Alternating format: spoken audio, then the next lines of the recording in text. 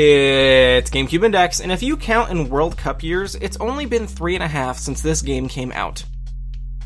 The world's most popular sport is undoubtedly football. Not gridiron, which is improperly named, but football. Soccer, association football, the beautiful game. As evidenced by the amount of episodes we've devoted to it, it's beloved by people across the entire planet, and every 4 years it captivates their attention. It was no different in 2002 when South Korea and Japan co-hosted the 17th staging of the World Cup, and it was then immortalized forever by EA Canada as a video game in 2002 FIFA World Cup.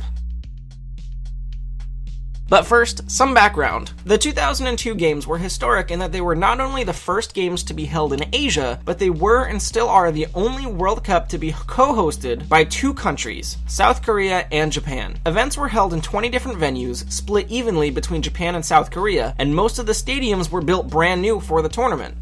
In real life, Brazil ended up taking home the title for the 5th time, but through the power of imagination in video games, you can make the winner be whoever you'd like, just so long as you are good enough. 2002 FUC is an amalgamation of FIFA Soccer 2002, which we've discussed before, and FIFA Soccer 2003, which we'll be discussing in episode 137. Being a stopgap entry, it's a good way to both celebrate the games and get a taste of where the FIFA Soccer series was headed. You may recall there wasn't much substance or notable features of FIFA Soccer 2002 to talk about, and other better football games came afterwards, like GCNdex World Soccer. FIFA likes to lay heavily on the simulation of the sport, and without a fleshed out experience, it can feel empty, boring, and tedious. Thankfully, 2002 FUC does not have that issue.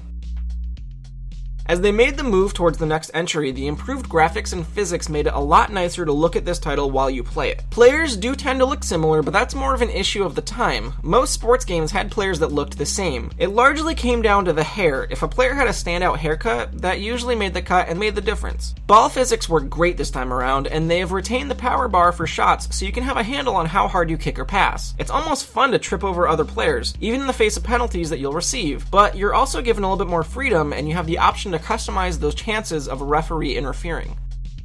All 32 teams that qualified for the real games were included, as well as 9 more that did not, giving a large selection of teams that you'll be able to take to the finals. Most of the official kits were licensed, as well as player likenesses, which, as we mentioned before, were okay. This is the first FIFA title to have an original soundtrack, which was performed by the Vancouver Symphony Orchestra, and it gives the game a bit more of an important feeling. It didn't really give that much of an important feeling to Germany, where EA was banned from selling the title. German international goalkeeper Oliver Kahn successfully sued EA for using his name and likeness in the game without his consent, even though they had cleared it with FIFPro, which is basically the soccer union. So if you lived in Germany in 2002 and missed this game, blame the Volcano. 2002 FIFA World Cup is better than FIFA Soccer 2002. In fact, it's one of the better football titles on the GameCube thus far, with great controls, great graphics, and an all-around great package. It also has the inclusion of the 2002 World Cup mascots, Otto, Kaz, and Nick, which just looked crazy. Any game that had those guys in it is going to be fantastic.